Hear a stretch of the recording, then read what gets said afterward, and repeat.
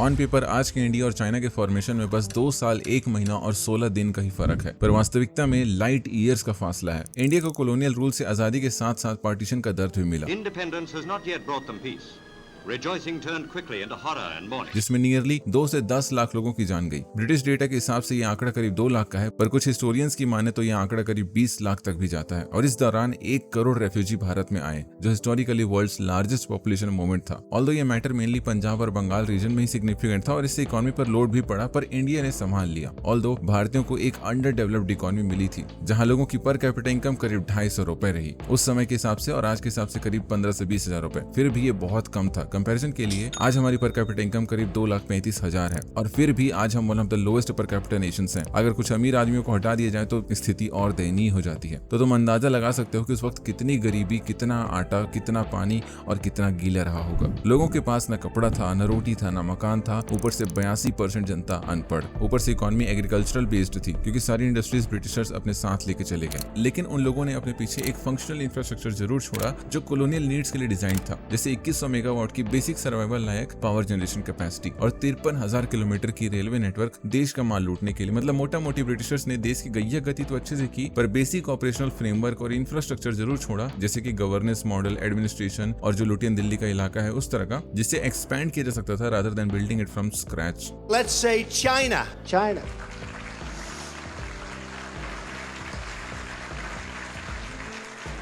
1940s में China ने भयंकर हाइपर इन्फ्लेशन का सामना किया, स्पेशली आफ्टर वर्ल्ड वॉर 2, और फिर चाइनीज सिविल वॉर के दौरान नेशनलिस्ट गवर्नमेंट ने पैसा ही पैसा छाप दिया मिलिट्री एक्सपेंसेस को कवर करने के लिए। मई 1949 में चाइना के पास इतना पैसा हो गया कि वो $1 को बस अब 23.3 मिलियन युआन देकर खरीद रहा था। करेंसी इतनी वर्थलेस हो गई कि एक सिंगल ग्रेन ऑफ राइस की कीमत करीब 130 युआन हो गई, और अभी तो बस एल लगे हैं, बाकी अल्फाबेट्स का लगना बाकी था। चाइनीज सिविल वॉर में करीब 1 से 2 मिलियन लोगों की जान गई, और उसी दौरान फिर सेकंड साइनो जापानीज वॉर हुआ, जिसमें भयंकर इंफ्रास्ट्रक्चरल डैमेज हुआ। जापानीज इंपीरियल आर्मी ने ईस्टर्न और सेंट्रल चाइना को इन्वेड करके ऑक्यूपाई किया, मसैक्रेज मचाए, बॉम्बिंग किए, प्रॉपर स्कॉज्ड अर्थ टैक्टिक्स खेले, जिसके तहत मिलिट्री हर उस चीज को बर्बाद कर देती है जो उसके हिसाब से एनिमी कभी इस्तेमाल में ले सकता है। और ये तांडव खत्म हुआ 1945 में, जब जापान वर्ल्ड वॉर 2 हार गया।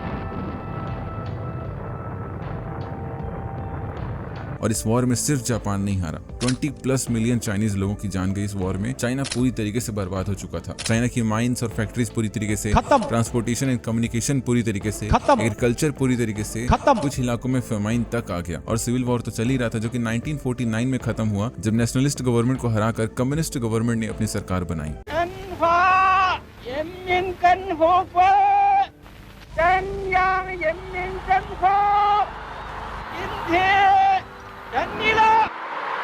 हाइपर इन्फ्लेशन की वजह से कई जगहों में बार्टर सिस्टम देखने को मिला। कुल मिला के पूरे देश को ग्राउंड जीरो से रीस्टैब्लिश, रीबिल्ड करना था। कंपैरेटिवली इंडिया चाइना से कहीं बेहतर स्थिति में था। फिर ऐसे क्या फंडामेंटल बदलाव हुए कि आज चाइना वो एग्जाम्पल है जैसा बनने के लिए लोग इंडिया को ताना देते हैं। जो सबसे बड़ा डिफरेंस इन दोनों देशों के बीच में नजर आता है वो है उनकी इकोनॉमी का। In 2023, India's GDP was just $3.5 trillion. Whilst China had more than $17 trillion. 1949 के डेवस्टेशन के बाद चाइना के पास बर्बाद इकोनॉमी के अलावा एक बहुत बड़ी पॉपुलेशन थी, जो कि बाद में उसकी सुपर पावर साबित हुई। चाइना की कम्युनिस्ट गवर्नमेंट जो हर चीज को ओन करती थी, कोयले खदान से लेकर चाय के बागान तक सब कुछ सरकारी था। उसने अपने second 5 year social economic plan में बहुत बड़े बड़े बदलाव लाए। माओ जेडोंग अंकल ने चाइना को अग्रेरियन यानी कि खेती बाड़ी सोसाइटी से फटाफट सोशलिस्ट सोसाइटी बनाने का मन बनाया। सारे एग्रीकल्चर लैंड को सरकारी घोषित कर दिया और लोकल इंडस्ट्रियलाइजेशन को प्रमोट किया, जैसे कि बैकग्राउंड फर्नेसेस। सरकार ने लोगों को भट्टी गिफ्ट किया स्टील पिघलाने के लिए, और मैसिव इंडस्ट्रियलाइजेशन मचा डाला, जिसका रिजल्टिव परिणाम हुआ भयंकर फेमाइन, जिसमें करीब 30 मिलियन लोगों की जान गई। Can you imagine what it's like to starve to death? To spend your days with nothing to eat? You got very thin, and as you got thinner, at a certain point you had swelling. You'd be so swollen that it scared people. You had bruises all over your body. और इसका नामकरण हुआ great Chinese famine. Food production 30% से गिर चुका था, लोगों के पास खाने के लिए कुछ नहीं था, और एकमात्र सोर्स जो दिखाई दे रहा था वो था इंसेक्ट। वही वहाँ का क्रिटिकल सर्वाइवल फूड बना, और वैसे भी कल्चर का पार्ट था ही पहले से, तो अडेप्ट करना मुश्किल नहीं था। सरकार ने 4 पेस्ट कैंपेन स्टार्ट कर दिया, जिसमें रैट्स, फ्लाइज, मॉस्किटोज और स्पैरोस को खाना चालू किया लोगों ने। और क्या दबा के खाया भाई। 1.5 billion rats, 220 million pound flies, 24 million pound के के करीब मॉस्किटोज और 1 बिलियन स्पैरोस पेल दिए इन लोगों ने। एक तो गिन कौन रहा था भाई इन सबको। तिया 3 तिया 9 तिया 27 तिया 81 तिया 243 तिया 229 तिया 63 लोगों ने इतना स्पैरो खाया कि इंसेक्ट पॉपुलेशन बढ़ गई और फसलें बर्बाद हो गई और फेमिनाइन बन गया। वैसे इस 5 ईयर प्लान का नाम ग्रेट लीप फॉरवर्ड था। जनता को फॉरवर्ड करते करते सीधा स्वर्ग ही पहुंचा दिया इसने तो। Mao's most disastrous policy of all, the Great Leap Forward, his attempt to modernize China's economy that led to famine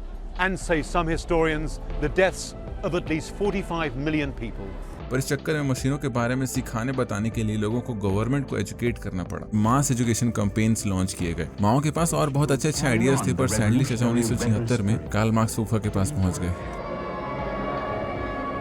He's like a little angel that killed 50 million people. और फिर आया द ओजी नायक। 1978 में देंग Xiaoping ने कहा, बिल्ली काली है या सफेद ये इंपॉर्टेंट नहीं है, चूहा मारती है कि नहीं ये इंपॉर्टेंट है। Deng said in order for China to become a prosperous communist state, it had to adopt some capitalist practices. Under his plan, China would retain its socialist political ideology, but combine it with market economy reforms. और इस mentality के साथ इस आदमी ने अपनी economy के हर एक चूहे को पकड़ के खत्म कर दिया और कई ऐसी पॉलिसीज लाई जिससे इकोनॉमी पूरी तरीके से ट्रांसफॉर्म हो गई, जैसे कि ओपन डोर पॉलिसी, जिसका एम फॉरेन इन्वेस्टर्स को इनवाइट करना था देश के बनाए गए स्पेशल इकोनॉमिक जोन्स में। From 1980 to 1981, 4 special economic zones were set up in the southeastern coastal towns of Shenzhen, Zhuhai, and Shantou in Guangdong Province and Xiamen in Fujian Province. जिससे businesses smoothly operate कर सकें और उन्हें एक business friendly environment मिल सके। और यहाँ China की सुपर पावर एक्शन में आ गई। चाइना ने वर्ल्ड की बिजनेसेस को मास लेवल पर स्किल्ड लेबर्स अवेलेबल कराए एट लोएस्ट कॉस्ट, जो कि उस समय के बिजनेसेस की सबसे बड़ी जरूरत थी। और चाइना के पास फर्स्ट मूवर एडवांटेज भी था। तो इस तरीके से दुनिया में कहीं भी किसी का भी आइडिया हो, उसे आकार देने का काम करेगा China as a factory of the world. जियोपिंग ने उपजाऊ जमीनों को वापस से किसानों को दे दिया, जो कि माओ जेडोंग की सरकार ने सरकारी घोषित कर दिया था। इसके अलावा प्रोविंसेस का डिसेंट्रलाइजेशन भी किया गया। उन्हें अपने टैक्स, रेवेन्यू और एक्सपेंडिचर पर पूरा कंट्रोल दिया गया। साथ ही वो टैक्स का एक हिस्सा अपने पास भी रख सकती थी, जिससे उन्हें इंसेंटिव मिलता था अपनी लोकल इकोनॉमी को ग्रो करने का। लोकल गवर्नमेंट अपनी जरूरत के हिसाब से फॉरेन और डोमेस्टिक इन्वेस्टर्स को जमीनें एलोकेट कर सकती थी और जैसा डिमांड है उसके हिसाब से स्पेशल इकोनॉमिक जोन्स और इंफ्रास्ट्रक्चर बनाने की पूरी आजादी थी उन्हें। और ये स्ट्रक्चर आज भी दिखाई देता है। इंडिया दुनिया में सबसे ज्यादा सेंट्रलाइज्ड देशों में से एक है, जहां चाइना का बजट 50% से ज्यादा लोकल लेवल्स पर खर्च होता है। इंडिया का बस 3% बजट लोकल सरकारी लेवल पर खर्च होता है।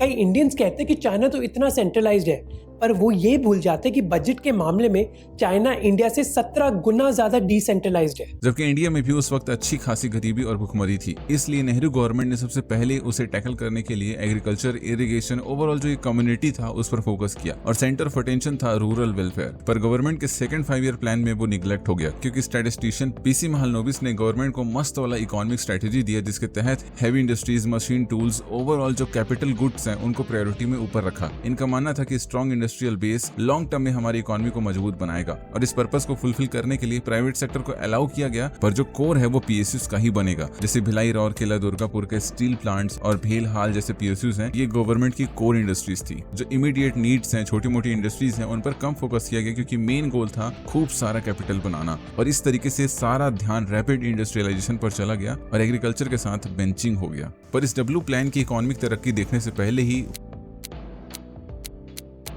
1962 में इंडो चाइना वॉर हो गया। फिर 1965 में इंडो पाक वॉर हो गया। मिस्टियर्स और हंटर जहाज दुश्मन के फौजी ठिकानों, गोला बारूद के भंडारों, टैंक्स और व्हीकल्स पर बमबारी करते हुए उन्हें तबाह कर रहे थे। और इंडियन इकोनॉमी के एल लग गए। इन्फ्लेशन पहुंच गया आसमान की बुलंदियों को छू रहा है और फूड सिक्योरिटी भी पहुंच गया आसमान की बुलंदियों को छू रहा है। हालात एकदम जोरदार भुखमरी वाले हो गए। ग्रेट चाइनीज फेमाइन 2.0 हो सकता था, लेकिन I, Indira Gandhi, do solemnly affirm that I will bear true faith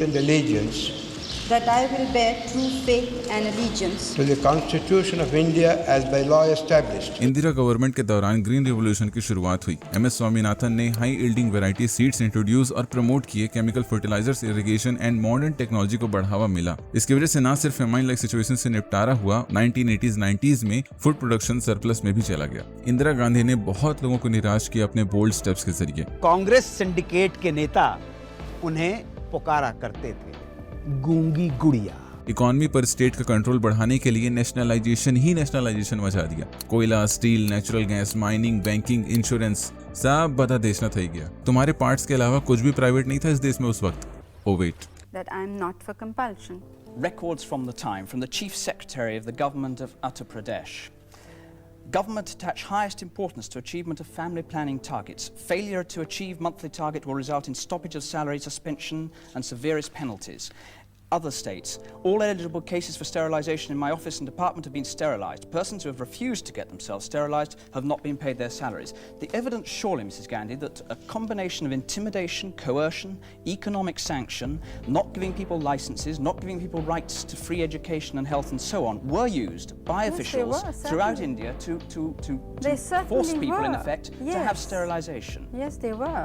उस वक्त तुम कुछ भी अपने मन से नहीं खो सकते। Industry, factory, import, export, ghagra choli सबके लिए लाइसेंस लगेगा जो कि स्टेट इशू करेगी। और इस तरीके से हमारे देश की पूरी इकोनॉमी का सेंटर बन गया ब्यूरोक्रेसी। अब ऑब्वियस सी बात है, अगर लोग इतना सेक्स कर रहे हैं इसका मतलब लोगों के पास जॉब नहीं है, और जॉब नहीं है मतलब देश में गरीबी है, और देश में गरीबी उस वक्त इतनी ज्यादा थी कि वो 1971 के इलेक्शन का स्लोगन भी बन गया। आज से 40 साल पहले उन्होंने गरीबी हटाओ का नारा दिया था कि नहीं दिया था, पर इस पर कोई मजबूत कदम नहीं उठाया गया। लेकिन 1975 के 20 पॉइंट प्रोग्राम, जिसे हिंदी में 20 सूत्री कार्यक्रम कहा गया, ये एक comprehensive socio economic reform plan था जिसका उद्देश्य देश की गरीबी और मार्जिनलाइज्ड लोगों की परिस्थिति सुधारना था। Employment, health, education, social justice के जरिए, जिसे आगे चल के कई सरकारों ने अपनाया, पर उस वक्त इस उत्तम विचार के आचार में फंगस लग गया और पुअर डिलीवरी के चलते उस वक्त इस प्लान का मिसकैरेज हो गया, और सरकार का भी। Mrs. Gandhi is assassinated. Her son takes over.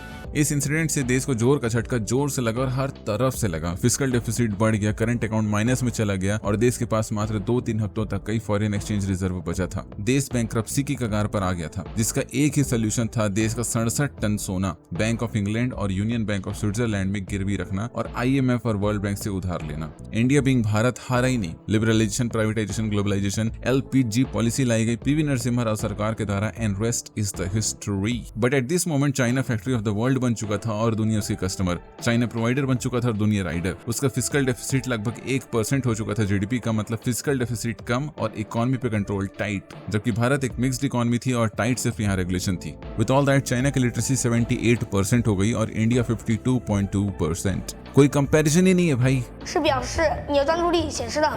Teachers at this primary school in China know exactly when someone isn't paying attention. These headbands measure each student's level of concentration. China एक classless, educated, socialist society बनाना चाहता था जिसका education एक important हिस्सा था। China की communist government ने Soviet model of education उठाया जो यूनिवर्सिटीज और पॉलिटेक्निक्स पे ज्यादा ध्यान दे रहा था इंस्टेड ऑफ बेसिक एजुकेशन, और इसलिए 1952 में गांव यूनिवर्सिटी एंट्रेंस टेस्ट की शुरुआत हुई। लेकिन वहीं पर 1956 तक आधे से भी कम बच्चों ने स्कूल जैसी कुछ चीज का नाम सुना था। बाकी 1986 में कंपलसरी एजुकेशन लॉ के तहत 9 साल फ्री गारंटीड एजुकेशन पॉलिसी लाई। सन 2000 तक ऑलमोस्ट सभी चाइनीज बच्चों ने primary and middle school complete कर लिया। बढ़िया फैसिलिटी बनाई गई, urban schools well staffed, modern, एकदम झकास। इंडिया में planning commission, university grant commission, NCERT जैसे की इंस्टीट्यूट्स की स्थापना हुई। 10+2+3 का एजुकेशन स्ट्रक्चर, कोर करिकुला, बढ़िया साइंस, टेक, मोरालिटी को महत्व देते हुए डिजाइन किया गया, पर रियलिटी में यह उतना आ नहीं पाया। 1968 नेशनल एजुकेशन पॉलिसी लाई गई एडेड फीचर्स के साथ, फ्री यूनिवर्सल स्कूलिंग पर अगेन। मुख्यमंत्री साहब आए, अपना गमछा बिछाया, उसमें 100 करोड़ डाले पार्टी फंड के नाम पे और गांठ मार के चले गए। क्या मार के? गांठ मार के। 1968 की national education policy mid day meals ने 1970s में रूरल प्राइमरी एनरोलमेंट बढ़ा तो दिया, पर वो बच्चे पढ़ने लिखने नहीं खाना खाने आते थे और इसलिए लिटरेसी पर कोई खास मेजर फर्क नहीं पड़ा। 80s-90s के दौरान बहुत सी चीजें हुई। Polytechnic colleges, open universities, reservation policy for minorities and depressed classes में चेंजेस हुए, जबकि बेसिक एजुकेशन का हाल अभी भी खराब ही है। LPG पॉलिसी के जरिए प्राइवेट इंस्टीट्यूट्स आए अपनी क्वालिटी एजुकेशन लेकर, पर वो सिर्फ अमीरों के लिए ही एक्सेसिबल था और इसकी वजह से रूरल गैप बढ़ने लगा। दोनों देशों ने ड्रामेटिकली अपनी यूनिवर्सिटीज एक्सपेंड किए। 1950s में कुछ दर्जन यूनिवर्सिटीज से 2020 में चाइना 3000 प्लस यूनिवर्सिटी और इंडिया करीब 900 यूनिवर्सिटीज तक पहुंच गया। चाइना ने 211-985 C9 प्रोजेक्ट्स के जरिए खूब सारा पैसा इन्वेस्ट किया और टॉप टीयर ग्लोबल लेवल की यूनिवर्सिटीज बनाए। इंडिया ने भी IIM, IIT इंस्टीट्यूट्स बनाए, लेकिन ओवरऑल पर स्टूडेंट फंडिंग के मामले में चाइना कहीं आगे था इंडिया से। इंडिया में बेस्ट एजुकेशन सिलेक्टेड इंस्टीट्यूट्स में ही पॉसिबल है, जो कि हर किसी के लिए पाना इम्पॉसिबल है, और वो इतने बेस्ट है कि ग्लोबल रैंकिंग में टॉप करते हैं पीछे से। एज ऑफ 2020 दुनिया की टॉप 100 यूनिवर्सिटीज में चाइना की 8 यूनिवर्सिटीज हैं और इंडिया की एक भी नहीं। एजुकेशनल क्वालिटी पर किए गए इंटरनेशनल असेसमेंट में चाइना बहुत दूर है इंडिया से। पीसा सर्वे में चाइनीज बच्चों ने 95% स्कोर किया है बेसिक प्रोफिशिएंसी इन रीडिंग में और 98% किया है मैथ में, जबकि भारत ने वर्चुअली कभी पार्टिसिपेट ही नहीं किया, लेकिन जब एक बार किया था तब टॉप किया था पीछे से। सेकंड लास्ट आई थी रैंक हमारी। एनरोलमेंट रेट दोनों देशों के ज्यादा है, पर इंडिया में 10th ग्रेड के बाद बहुत से बच्चे ड्रॉप ले लेते हैं स्टार्टअप करने के लिए, लेकिन चाइना में 95% तक जूनियर सेकेंडरी एजुकेशन तक जाते हैं। और टर्सरी एजुकेशन में चाइना की ग्रॉस एनरोलमेंट 2018 में लगभग 54% और इंडिया की लगभग 27%। दोनों देशों का लिटरेसी स्टेटस कुछ इस प्रकार है कि चाइना है 95% में और इंडिया है 64% में। और इन सब के पीछे जो सुप्रीम एंटिटी का हाथ है वो है गवर्नेंस। बहुत से लोगों को लगता है कि भारत चाइना से आगे सिर्फ चाइना बनकर ही बढ़ सकता है। चाइना कैसे बनेगा? एक अथॉरिटेरियन गवर्नमेंट अपनाकर। कम्युनिस्ट चाइना में वन पार्टी सिस्टम चलता है, एक पार्टी बस। कोई इलेक्शन का खर्चा ही नहीं करते, वो लोग कंजूस है ना। इंडिया जितना बजट थोड़ी उन लोग का। अभी तो अपन लोग का 4 ट्रिलियन भी क्लियर हो गया। We are the 4th largest economy as I speak. We are a $4 trillion economy as I speak, and this is not my data, this is IMF data. India today is larger than Japan. Communist party CCP के पास ultimate authority देश की। ये आपस में एक echo chamber बना के खुद ही फैसला कर लेते हैं और खुद ही पीएम चुन लेते हैं। अभी जो CCP का 2012 का सेक्रेटरी जनरल है वही पीएम भी है 2013 से, पता नहीं कितने टाइम के लिए, क्योंकि 2018 में उन्होंने प्रेसिडेंशियल टर्म की लिमिट ही खत्म कर दी। China's rubber stamp parliament has overwhelmingly voted to abolish presidential term limits, clearing the way for Xi Jinping to remain president for life. Now official that Mr. Xi Jinping has been re-elected as China's president for an unprecedented third term by China's largely ceremonial parliament, and we have to add as well that it was a unanimous vote by close to 3,000 delegates, no votes against, none abstaining. CCP के लगभग 97 million members की एक central committee होती है 370 members की, जो पॉलिट bureau को elect करते हैं, जो कि टॉप डिसीजन मेकिंग बॉडी है, जिसमें करीब 24 से 25 मेंबर होते हैं। फिर उसका भी एक सबसेट है स्टैंडिंग कमेटी, जिसमें 5 से 9 मेंबर्स होते हैं, और शी जिनपिंग उसी कमेटी के हीरो हैं। यही लोग लेते हैं सबसे मेजर डिसीजन हर मामले में। शी जिनपिंग पावर को कंसोलिडेट करने में यकीन रखते हैं। That's Hu Jintao, the predecessor of Xi Jinping, who was unwilling to leave his seat. Ultimately, he was forced to leave.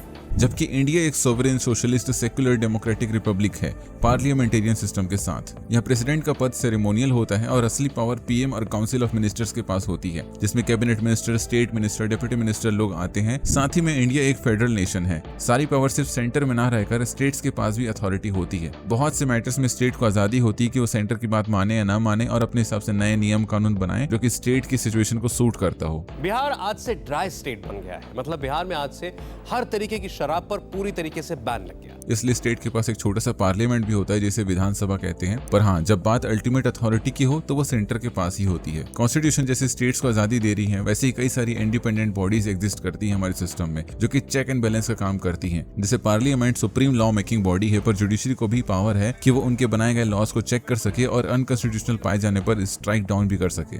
वैसे ही इंडिया के अकाउंट्स पर नजर रखने के लिए इंडिपेंडेंट CAG होता है, फेयर इलेक्शंस के लिए इलेक्शन कमीशन होता है और फिर फेयर जस्टिस के लिए इंडिपेंडेंट जुडिशरी। मतलब भारत की जो गवर्नेंस स्ट्रक्चर या मॉडल है वो one of the most complex yet advance system है, जिसकी वजह से भारत नहीं रातों रात आबाद हो सकता है और नहीं बर्बाद। भले ही एब्सोल्यूट मेजोरिटी से बनी सरकार कुछ समय के लिए अपनी तानाशाही चलाए, पर वो 5 साल तक के लिए ही है, और ज्यादा ही अति कर दी तो जल्दी भी गिर जाएगी। पर ये सिलसिला ज्यादा लंबा नहीं चल सकता इधर। जबकि चाइना को सिर्फ एक माओ जेडोंग चाहिए सालों पीछे ले जाने के लिए, और सालों आगे ले जाने के लिए सिर्फ एक डेंग जियोपिंग। लेकिन आज की डेट में तो वो आगे ही जाता जा रहा है। जैसे चाइना की ब्यूरोक्रेसी इंडिया से बेटर है कैपेसिटी और एफिशिएंसी के मामले में। According to the world bank's worldwide governance indicator 2023 China की गवर्नमेंट इफेक्टिवनेस में स्कोर 0.68 थी, ग्लोबल रैंकिंग करीब 50, जिससे समझ आता है कि वहाँ की पब्लिक सर्विस क्वालिटी और public implementation and civil service competency बेहतर है। हालांकि चाइना की रेगुलेटरी क्वालिटी में स्कोर -0.36 रहा, जो इंडिकेट करता है कि चाइना के रेगुलेशंस बहुत अनप्रिडिक्टेबल है। वो कभी भी कुछ भी स्ट्रिक्ट लॉ बना देता है और पॉलिटिकल कंट्रोल देखने को मिलता है, जिससे बिजनेसेस को सही एनवायरनमेंट नहीं मिलता है compare to more liberal economies. लेकिन फिर भी चाइना अपने डेवलपिंग पीयर से तो ज्यादा ही बिजनेस फ्रेंडली है। देखो, बहुत अच्छे आइडियाज, प्लान्स एंड पॉलिसीज का होना कोई खास बात नहीं है, असली इम्पैक्ट क्रिएट करता है उसका इम्प्लीमेंटेशन। भारत और चाइना को यही एक चीज इतनी अलग बनाती है, डायरेक्टली और इनडायरेक्टली। चाइना में किसी एक आइडिया, प्लान, पॉलिसी को वास्तविकता में दिखाई देने में ज्यादा समय नहीं लगता, पर भारत में मल्टीपल लेयर्स में डिसीजन मेकिंग होती है, वोटिंग्स होती है, सहमति ली जाती है और इस तरीके से काम बनने में या तो सरकार का वक्त खत्म हो जाता है या तो पैसा, और प्लान्स बस प्लेन बन के ही उड़ जाते हैं। और अक्सर सरकारें कई बार इन चीजों को जानबूझकर भी करती हैं क्योंकि थोड़ा काम दिखाकर अगले चुनाव का मुद्दा किसको बनाना है उनको अच्छे से पता है। WGI की रेगुलेटरी क्वालिटी में इंडिया का स्कोर -0.14 है, मतलब यहाँ बिजनेसेस को कोई परेशान नहीं करता, ना ही कोई पॉलिटिकल इशू आता है। और प्राइवेट सेक्टर के लिए इंडिया वेलकमिंग तो है ही, पर पता नहीं क्यों वो आती नहीं है। और गवर्नमेंट इफेक्टिवनेस में हमारा स्कोर 0.48 था, जो भारत की बॉटलनेक करती हुई ब्यूरोक्रेसी की घुटती हुई सिचुएशन को इंडिकेट करता है। वो सही से ना अपनी सर्विसेज डिलीवर कर पा रहे हैं और स्लो पॉलिसी मेकिंग और लेजी इंप्लीमेंटेशन की वजह से ग्राउंड लेवल तक बेनिफिट पहुंचने में सदियों लग जा रहे हैं। पर ये चीजें अब डिजिटलाइजेशन की वजह से बहुत बेहतर हो चुकी हैं, पर फिर भी गवर्नमेंट के लिए लोगों का फीडबैक किसी प्लान पर लिए जाना अभी भी मुश्किल है। इसलिए प्लान अच्छा है तो अच्छा है और बुरा है तो बुरा, रेक्टिफिकेशन का कोई चांस ही नहीं है। ट्रांसपेरेंसी इंटरनेशनल की करप्शन परसेप्शन इंडेक्स में चाइना का स्कोर 43 था और rank 76 out of 180, whereas India का स्कोर 38 था, रैंक 96 आउट ऑफ 180। 2023 की WGI control of corruption indicator में चाइना -0.01 पे था, जो कि इंडिया -0.37। अगर आंकड़ों की माने तो चाइना इंडिया जितना करप्शन कर ही नहीं पा रहा, लेकिन चाइना में लोअर लेवल पर ब्राइबरी और नेपोटिज्म जैसी चीजें होती है और बड़े स्कैंडल्स भी हो रहे होंगे तो उनका पता कैसे चलेगा, क्योंकि वहाँ मीडिया और जुडिशरी तो इंडिपेंडेंट है ही नहीं, वहाँ सब सरकारी है। जब चाइनीज सिस्टम में कोई ट्रांसपेरेंसी जैसा चीज है ही नहीं तो एक्चुअल करप्शन का लेवल मापना तो लगभग इम्पॉसिबल है। गवर्नमेंट को तो तुम क्रिटिसाइज कर ही नहीं सकते यार, हर चीज वहाँ घर की खेती, हर प्लेटफॉर्म उनका है और तुम्हें किस बात के लिए कितनी सजा होगी ये भी निश्चित नहीं है, क्योंकि वहाँ कोई रूल ऑफ लॉ भी नहीं है, सिर्फ पार्टी का रूल है। यहाँ तक कि उनकी आर्मी भी चाइना को सर्व नहीं करती बल्कि CCP को सर्व करती है। जबकि इंडिया में कई हाई प्रोफाइल स्कैंडल्स हुए, उन्हें एक्सपोज भी किया गया। In 2010, the country's topmost auditor told us that we had suffered a loss of an astronomical 1.76 lakh crore rupees because of this man, A. Raja's telecom policy. But 7 years after two PILs exposed what came to be known as the 2G scam, we were told कि कोई proof ही नहीं है scam का। पर ये तो आपको भी पता है कि बिना किसी ऑफिस में खर्चा पानी दिए आपका काम नहीं होने वाला, मतलब ठीक ठाक करप्शन इधर भी है। बेहद सस्ती कीमतों पर खदानों से कोयला निकालने के ठेके निजी कंपनियों को दिए गए। इससे सरकारी खजाने को 1,86,000 करोड़ रुपए का अनुमानित नुकसान हुआ है। CAG ने 25 कंपनियों के नाम का जिक्र अपनी रिपोर्ट में किया है। हालांकि लोकपाल एक्ट और डिजिटलाइजेशन से थोड़ा डर का माहौल बना है। सेल्फी ले लीजिए इस पर। लेकिन अच्छी बात यह है कि मीडिया अपनी इधर ट्रांसपेरेंट है। पेपर में तो है, रियलिटी का तो भगवान ही जाने, लेकिन ब्यूरोक्रेसी में ट्रांसपेरेंसी नहीं के बराबर है और कॉम्प्लेक्स सिस्टम होने की वजह से कौन जिम्मेदार है कौन नहीं है ये पता भी नहीं चल पाता। पर हाँ, हमारे यहाँ रूल ऑफ लॉ है, कानून की नजर में हर कोई बराबर भी है, मतलब नॉन क्रीमी लेयर में हो तो अमीर हो तो डिस्काउंट मिल जाता है। Son of real estate developer killed 2 people by running them over with his Porsche car on May 19th. Now the accused was in fact granted bail within just 15 hours of his arrest. पर at its core Indian governance system elite level का है, पर जिन pre level के लोगों के हाथ में ये है वो इसे चिंताजनक बनाता है। मतलब वो बंदर के हाथ में AK-47 वाला मीम है, वही अपना देश है। हमारा फाउंडेशन नो डाउट बहुत मजबूत है, जिसके जरिए एक बेहतर देश बनने में वक्त जरूर लग रहा है, पर जब वो बनेगा बेस्टेस्ट होगा और अपना पीक वो सस्टेन भी करेगा। पर वो पीक कब आएगा इसी का इंतजार है। अपने ओपिनियंस देना कमेंट सेक्शन में, मैं कमेंट पढ़ूंगा, देखता हूँ कौन क्या लिखता है। बाकी मिलेंगे नेक्स्ट वीडियो में, बाय।